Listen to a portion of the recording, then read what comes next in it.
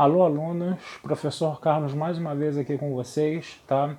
A gente vai hoje conversar sobre Revolução Francesa e essa aula vai ser para as turmas 800 e para a turma fase 8, tá? A Revolução Francesa ela foi a mais importante revolução liberal que aconteceu, né? Depois que ela acontece, ela consegue enterrar definitivamente o antigo regime, o absolutismo, né? O feudalismo, né, o mercantilismo, ela consegue dar um fim nisso, né, na Europa, tá? E ela consegue estabelecer o sistema liberal, né, a ideologia liberal, né, e o sistema capitalista, né, como sistema econômico, né? Então, o que vai acontecer? Como é que essa revolução acontece? No final do século XVIII, né, a situação econômica e social da França era gravíssima, né? Você tinha 85% da população morando no campo, as pessoas estavam passando por muitas dificuldades, né? Tinham acontecido enchentes, nevascas, secas, né, que tinham atrapalhado a produção, né? Então as pessoas estavam passando fome, você tinha filas e filas para as pessoas pegarem um pedaço de pão velho duro para uma família inteira e aquilo tinha que durar alguns dias, né? E qual era a reação do rei da França, do Luís XVI? Aumentar a carga de impostos em cima da sua população, né? Lembrando sempre, né, que você tinha três grupos de pessoas, três classes sociais na França, né, como no resto da Europa. Você tinha o clero, que eram os religiosos, né? Você tinha a nobreza feudal, que eram os senhores feudais, os donos de feudos, de fazendas, né? Que essas duas classes sociais elas tinham uma ligação muito próxima com o rei, elas trocavam favores com o rei, né? Recebiam pensões e privilégios e não pagavam impostos, né? Porque elas trocavam favores com o rei. E o terceiro estado, que era a última classe social, era uma classe social altamente heterogênea. Você tinha vários grupos ali. Você tinha uma burguesia, por exemplo, né, uma classe de comerciantes, de banqueiros, coisa e tal, de empresários, né, que ia desde burgueses muito ricos até pequenos e médios comerciantes, né, comerciantes mais pobres. Você tinha os servos, que eram os empregados dos feudos, vamos dizer assim. Você tinha os sans-culottes, que eram as pessoas pobres que moravam na cidade. Culotte era uma calça que tinha antigamente, que tinha uma folga aqui na altura do quadril. Por isso que as moças, né, quando tem aquela gordura aqui na altura do quadril, você chama isso de culotte, né? E aí só podia usar o culotte, né? O culotte era uma roupa cara, tá? Essa calça com essa folga no quadril era uma roupa cara, era uma roupa destinada a um público mais rico, então os sans-culottes eles foram os primeiros sem alguma coisa, né? Hoje tem sem terra, hoje tem sem teto, coisa e tal. Os sans-culottes significavam que eles eram os sem culottes, né?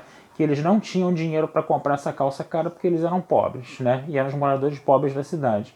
Você vai ter também profissionais liberais, né? Como médicos, advogados, né? Jornalistas, né? Que são aqueles profissionais que não têm patrão, né? E por aí vai. Então tudo isso fazia parte do terceiro estado, a burguesia, esses profissionais liberais, os sans-culottes, os servos, etc. E era essa classe que pagava impostos, né? Para o rei, né? Para o rei usar esse dinheiro para quê? Para preservar o luxo do clero e da nobreza feudal, dos senhores feudais, né? Esse dinheiro não voltava para a população mais pobre, né? Para a população menos assistida, né? Então era um negócio meio complicado ali. E o rei estava cobrando cada vez mais impostos e o governo da França estava tendo cada vez mais gastos, né? E quanto mais ele cobrava impostos, mais gastos tinha, a conta sempre ficava no vermelho. Então a coisa estava muito complicada mesmo, né? E o que o rei vai fazer? Ele vai convocar, né, o rei Luís XVI, ele vai convocar a Assembleia dos Estados Gerais. O que é isso? A Assembleia dos Estados Gerais é quando você tem uma situação de crise, né, e os Estados Gerais, o que é? O que é essa Assembleia dos Estados Gerais? São representantes do clero da nobreza do terceiro estado, tá, que se reúnem com o rei, tá, e o rei que tem poderes absolutos, ele não é obrigado a escutar as sugestões, né, do clero da nobreza do terceiro estado, mas ele escuta essas sugestões para ficar com fama de justo, né? O que ele vai fazer com essas sugestões é problema dele, mas ele, né, faz isso geralmente em momentos de crise, né? Ele convoca geralmente essa Assembleia dos Estados Gerais muito raramente, mas em momentos de crise ele acaba convocando, né, para ver o que o povo, né, o que os súditos dele têm a dizer para ele, né, com relação a governar, né?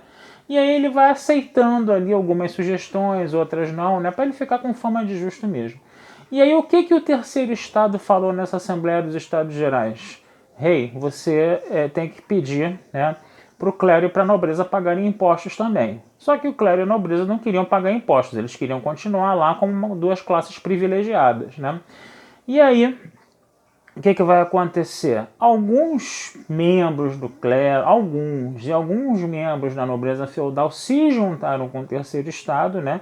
E aí o terceiro estado abandona essa reunião, tá? Essa Assembleia dos Estados Gerais, ele se intitula Assembleia Nacional e se reúne em separado para escrever uma Constituição para a França. O que significa tudo isso? A Constituição é o principal sistema de leis de um país, tá? Todos têm que obedecer à Constituição, até o líder máximo do país. Num sistema absolutista de governo, onde o rei tem poderes absolutos, não existe Constituição. Ele manda. Ele não tem que obedecer a ninguém. Ele manda, ele faz as leis e todo mundo tem que obedecer a ele. Então, quando a classe social mais baixa ela se reúne para escrever uma Constituição para a França e transformar essa monarquia absolutista numa monarquia constitucional, né? Monarquia é a forma de governo que tem um rei, né? E na monarquia constitucional o rei tem que obedecer à Constituição, o rei está tendo seu poder diminuído. E o rei não gostou nada disso. Tanto que ele mandou dissolver, né, essa Assembleia Nacional. Mas aí o que vai acontecer? O pessoal da Assembleia Nacional vai acionar os sans-culottes nas ruas, né? Vai falar que o rei não está querendo que se escreva uma Constituição, e aí houve uma revolta generalizada, né? Não somente em Paris, mas em toda a França. Né? Os sans-culottes começaram a destruir, a quebrar tudo, a atacar tudo, e eles inclusive destruíram uma prisão, né? Que era conhecida como Bastilha, era um castelo fortificado que ficava na França para prender os inimigos do rei. Tá? E aí não ficou uma pedra em pé, um bloco de pedra em pé desse castelo. Né? Esse foi um feito bem icônico da Revolução Francesa, tá? E ele ficou conhecido como Queda da Bastilha. Ele aconteceu no dia 14 de julho de 1789, e nessa data na França é feriado, tem parada militar, que nem a independência do Brasil aqui. Tá? E aí o que vai acontecer? Nos feudos foi uma coisa interessante, porque nos feudos, né, houve um boato de que os senhores feudais iam matar os servos. Aí os servos, com medo disso, atacaram os senhores feudais. Então essa foi a famosa Noite do Grande Medo. E aí a situação da França estava tão descontrolada, né, que a Assembleia Nacional criou uma lei acabando com o feudalismo na França para ver se acalmava os ânimos, né, que a coisa ficou muito complicada. O rei da França, Luís XVI, ele não estava em Paris na época, ele estava numa cidade chamada Versalhes, que é mais ou menos 1h10, 1h30 de ônibus de Paris a Versalhes. Né? As pessoas foram lá, invadiram o Palácio de Versalhes, né? Pegaram o rei, né? Pegaram o trono, pegaram o rei, levaram embora, tá? E falaram, você vai ter que ficar em Paris agora e você vai ter que obedecer à Constituição. Então, quer dizer, você tinha uma situação de verdadeira polvorosa, né, naquela época lá. Né? O que a Assembleia Nacional estava fazendo? Enquanto ela estava escrevendo a Constituição, ela também escreveu a Declaração dos Direitos do Homem e do Cidadão, né, que é a base dos direitos humanos que nós conhecemos hoje. E todas essas ideias eram iluministas. Por exemplo, você dizia que o homem tinha direito a escolher, né, a sua religião, a ter liberdade de expressar a sua opinião, sem ser preso, sem ser torturado, né, sem ser tripudiado, sem ser censurado. Se a pessoa é acusada de um crime e ela não tem dinheiro para contratar um advogado para se defender, o governo tem que dar um advogado para defender ela, e o julgamento dessa pessoa tem que ser público para que não aconteça nenhuma injustiça com ela. Tá? Outra coisa também que é interessante de falar, né? A gente só se vai permitir, né, pessoas que tenham competência para exercer cargos públicos, não amigos do rei que estão trocando favor com eles e não têm competência nenhuma para aplicar aquele cargo, né, para fazer, né, como é que a gente fala, para cumprir aquele cargo lá no caso. E toda e qualquer opressão pode ser, entendeu? Pode ser combatida, entendeu? Então eram só ideias iluministas. A lei tem que ser a mesma para todos, coisa e tal. Todas essas coisas, né, que nós falamos aí na Revolução Inglesa, no Iluminismo, né, que vão gerar a Declaração dos Direitos do Homem e do Cidadão e vão influenciar essa nova essa Constituição que a França está, né, construindo para ela, né? É interessante a gente perceber, né, que apesar de você ter toda essa onda revolucionária, a classe que está sendo mais protegida aí ainda é a burguesia, tá? É a classe de comerciantes, é a classe de banqueiros, coisa e tal. E o voto, né, ele ainda vai ser censitário, né? Vai ser um voto somente restrito aos mais ricos, né? As pessoas que têm mais dinheiro ali no terceiro estado, né? Vai ser vamos dizer assim, um governo liberal, mas um governo liberal que ainda protege demais a burguesia. Outra coisa também que vai acontecer, que é interessante da gente falar, é o seguinte: como a França estava cercada de países com governos absolutistas, né, esses governos absolutistas ficaram com medo de que essas ideias liberais, essas ondas revolucionárias, né, saíssem dos limites da França e começassem, entendeu, a influenciar a cabeça das pessoas nos países, né, onde esses reis tinham poderes absolutos. Então, o que eles fizeram? Eles organizaram uma força internacional para atacar, tá, a França e acabar com essa onda liberal que existia lá na França. Tá? E aí o que vai acontecer? O Luís XVI, o próprio rei da França, vai participar dessa conspiração contra o seu próprio país, porque ele queria, né, acabar com essa onda revolucionária e ele queria restaurar o governo absolutista dele, no caso, né? Só que foi descoberto o plano dele, ele foi preso por alta traição, foi julgado e condenado por alta traição, e ele foi condenado à morte na guilhotina. Arrancaram a cabeça do homem fora. Tá? E aí o que acontece? Se não tem mais rei, a França deixa de ser uma monarquia e passa a ser uma república. E essa república agora vai ser governada por quem? Pelos 900 deputados, tá, da Assembleia Nacional, que agora vai se chamar Convenção. Tá? E nessa Assembleia Nacional, o que a gente vai ter? Na parte direita da Assembleia, né, você vai ter os deputados chamados girondinos, que defendem os interesses da burguesia mais rica, né, dos comerciantes e banqueiros mais ricos, né? À esquerda da Assembleia você vai ter os deputados chamados de jacobinos, que eram os deputados que falavam que a gente também precisa se preocupar com o povo mais pobre, porque se o povo mais pobre se revoltar, entendeu? Vai destruir o processo revolucionário, a gente precisa ter o povo no nosso lugar, tá? Então esses deputados à esquerda, jacobinos, se interessavam, né, se preocupavam com os interesses dos mais pobres. E no centro, você tinha alguns deputados ricos que ficavam na parte mais baixa ali, que faziam parte da chamada planície ou pântano.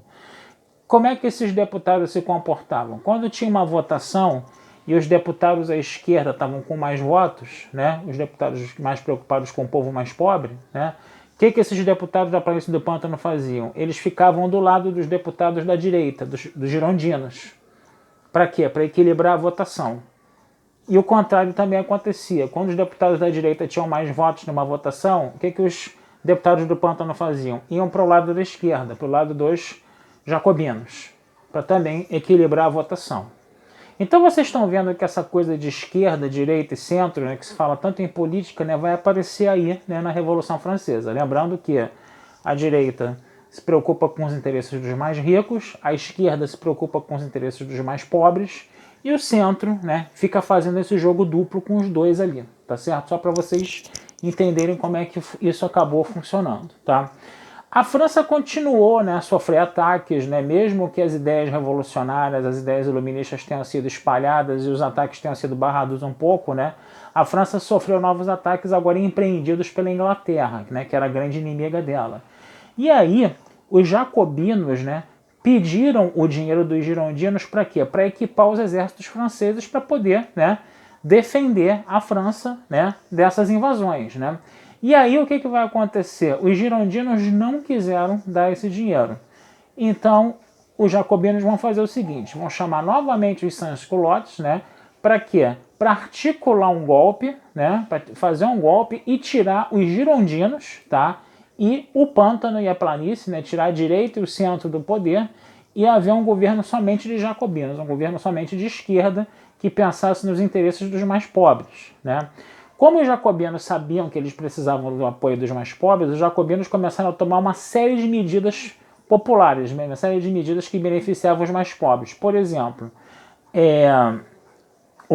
a comida dos pobres era o pão, né? Geralmente era a comida que os pobres mais comiam, né? Então eles criaram uma coisa chamada lei do máximo. O preço do pão não podia passar de um determinado valor, né? Porque era a comida dos mais pobres, né? Eles, por exemplo, vão criar também, né? Eles vão fazer uma nova constituição onde eles vão dar um sufrágio universal masculino. O que significa isso? Ao invés de você ter um voto censitário, onde só os homens mais ricos votavam, agora você vai deixar que todos os homens adultos, né, sejam ricos, sejam pobres, possam votar. Mulher nessa época ainda não votava, não. Mulher só vai começar a votar no século XIX para o XX, né, porque a sociedade ainda era muito machista para isso, do século XVIII e início do XIX ali, né, final do XVIII e início do XIX, tá? E aí, outra coisa também, né, que aconteceu, né, que foi uma coisa que os jacobinos fizeram. Eles fizeram uma reforma agrária. O que é uma reforma agrária? É você tirar a terra dos nobres, a terra dos mais ricos, entendeu? Dividir essa terra e entregar essa terra para os camponeses mais pobres que não possuem terras, tá? Essa foi uma outra medida também importante aí. Então, você tinha várias medidas ali que estavam beneficiando os mais pobres, tá? Mas eles cometeram um grande erro. Que grande erro foi esse? Eles criaram os chamados comitês de salvação pública, né?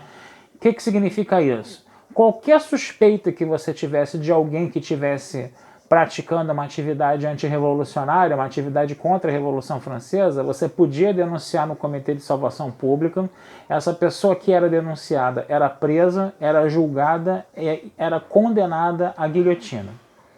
Então, cerca de 20 mil pessoas morreram guilhotinadas nessa época, e esse período também ficou conhecido como período do terror.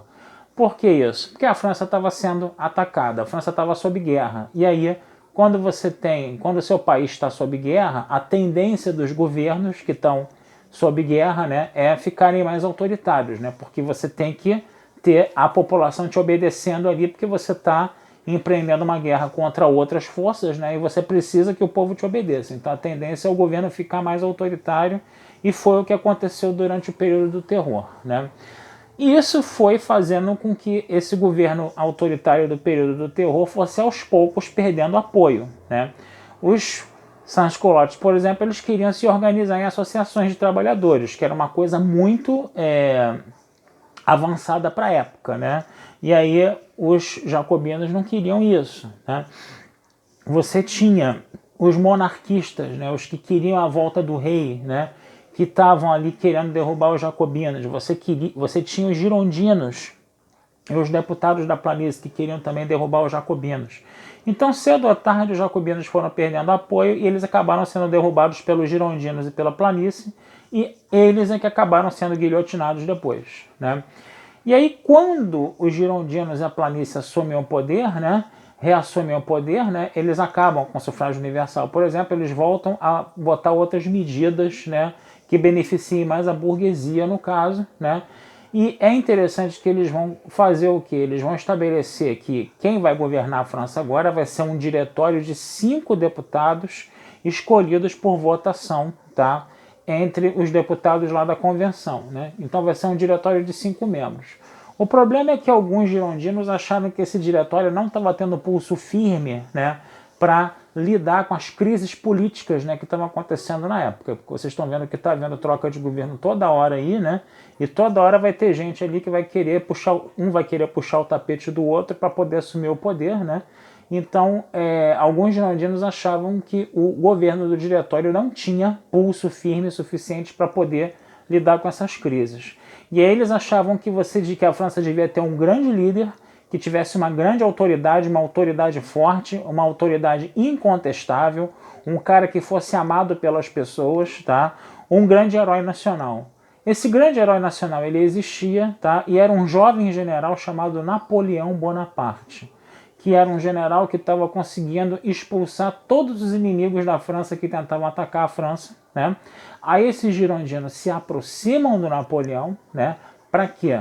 Para poder justamente, né, articular um golpe para derrubar o diretório e o Napoleão assumir com plenos poderes. Então, quando Napoleão assume, né, dá esse golpe e assume, o que ele vai fazer? Primeiro ele vai criar um título, que é o título de cônsul, tá? Que vai durar por 10 anos, né? E ele vai assumir esse título de cônsul e ele vai ter 10 anos para quê? Para colocar a França nos trilhos, para colocar a França, né, no lugar, porque a França estava toda bagunçada por causa desse processo turbulento da Revolução Francesa. Então o que o Napoleão vai fazer? Primeiro, ele vai fazer a paz com os inimigos todinhos para a França não sofrer mais nenhum ataque. Segunda coisa, ele vai fazer, né, uma instituição financeira, vai criar uma instituição financeira para quê? Para apoiar o desenvolvimento da burguesia. Que instituição financeira é essa? É o Banco da França, tá? Para poder apoiar a burguesia nas suas atividades lucrativas, né? Outra coisa que ele vai criar também vai ser o Código Civil. O Código Civil é um conjunto de leis que protege as pessoas que possuem uma propriedade, que protege as pessoas que fazem parte, por exemplo, da burguesia, né? Perdão, para vocês terem uma ideia, o Código Civil que existe hoje em dia, né, 90% dele foi escrito pelo Napoleão. E na época o Código Civil ele protegia tanto os interesses dessa burguesia, né, que ele, por exemplo, ele proibia, né, que os trabalhadores se organizassem em associações naquela época. Outra coisa que o Napoleão também fez, que ele foi muito inteligente, foi manter as terras, né? Os jacobinos, né, tinham feito aquela reforma agrária, né? Eles tinham pego a terra dos nobres e entregue para os camponeses, né?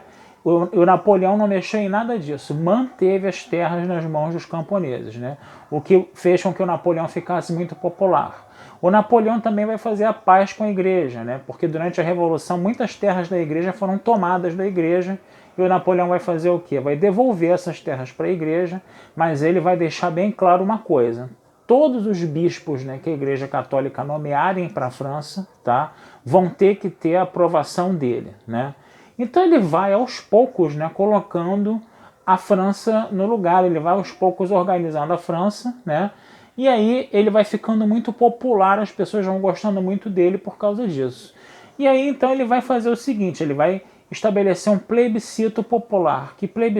O que esse plebiscito popular falava? Era uma votação onde se perguntava à população se a população queria que o Napoleão fosse imperador deles ou não.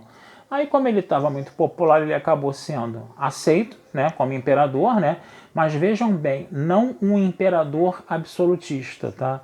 Um imperador que protege os interesses de uma burguesia. É bem diferente, tá? Só para ficar bem claro isso. E aí, aquelas pessoas, né, aqueles reis absolutistas que tinham medo, né, de que essa onda revolucionária da França, né, se espalhasse pela Europa, agora eles tinham, né, certeza de que isso ia acontecer. Por quê? Porque o Napoleão ele montou um grande exército e começou a invadir vários países da Europa. E todos os países da Europa que ele invadia, ele fazia duas coisas: acabava com o feudalismo e instituía o Código Civil como lei. Então ele vai espalhar pela Europa toda essa ideologia liberal, todas essas ideias liberais, né, no caso, né?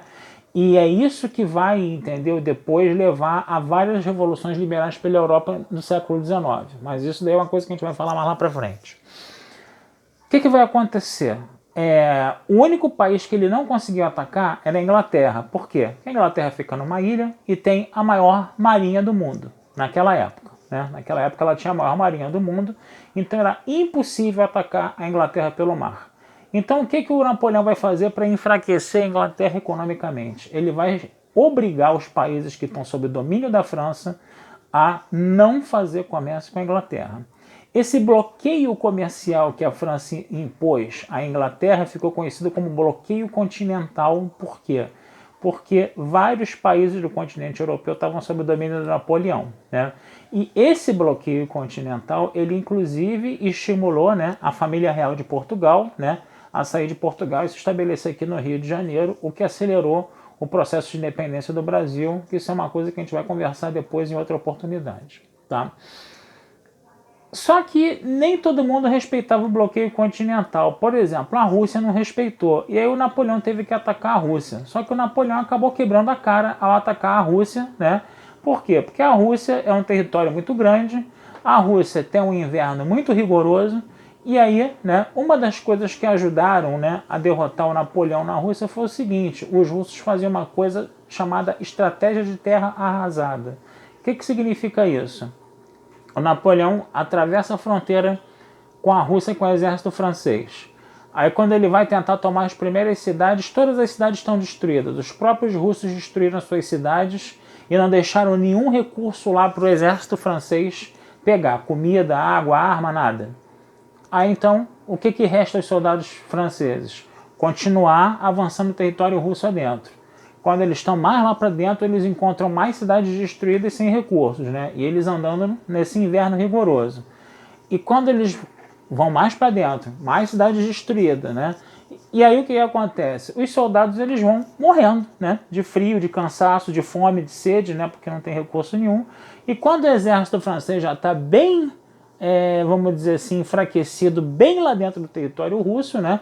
Tá lá o exército russo, né? Novinho em folha, e vai lá e detona o exército francês, né? Então isso daí foi uma estratégia, né, que foi utilizada, tá certo? E aí quando Napoleão retorna para a França, né, ele é preso por opositores políticos, né? Ele acaba sendo preso, ele é confinado numa ilha, na ilha de Elba, né? Só que aí o Luís XVIII, que era o irmão do Luís XVI, que tinha sido guilhotinado, ele vai querer fazer com que a monarquia volte à França. E aí o Napoleão, depois de preso 100 dias, né, ele é trazido de volta, né, para quê? Para botar o Luís XVIII para correr, né? Só que depois o que vai acontecer? O Napoleão ele vai participar de uma batalha, que foi a Batalha de Waterloo, né, onde ele vai enfrentar, né, o exército inglês, só que ele acaba sendo derrotado definitivamente em Waterloo, ele é feito prisioneiro, e ele fica preso na ilha de Santa Helena, na costa da África, até 1821, quando ele morre. Tá? Quando Napoleão é preso, o que acontece? A monarquia volta na França e o absolutismo volta na França. Os países absolutistas da Europa eles vão fazer uma coisa chamada Congresso de Viena em 1815, depois que o Napoleão foi derrotado, que era um pacto entre eles para quê? Para manter o antigo regime e o absolutismo na Europa. E eles criaram também uma força militar internacional chamada Santa Aliança, tá? Para, em qualquer caso de tentativa de revolução liberal, como a Revolução Francesa, a Revolução Inglesa, coisa e tal, acontecer novamente, né? Essa Santa Aliança reprimiria essas tentativas de revolta. O grande detalhe é que todas aquelas ideias do Napoleão, quando Napoleão invadiu, instituiu o Código Civil na Europa, todas aquelas ideias liberais elas já tinham se instalado na Europa, né? E aí, a partir de 1820, você começa a ter uma sucessão de revoluções liberais pela Europa, né? E não teve Santa Aliança que segurasse isso, né? E aí, por fim, né, graças a essa forma como Napoleão semeou essas ideias liberais pela Europa, com o Código Civil, né? Graças a isso, né, você vai ter muitas revoluções liberais e o absolutismo vai finalmente, né, afundar na Europa, tá certo? E a gente vai começar a ter governos liberais, onde a burguesia vai subir ao poder, onde o capitalismo vai se desenvolver mais, né? Mas isso é papo para uma outra oportunidade. Tá certo, gente? Então...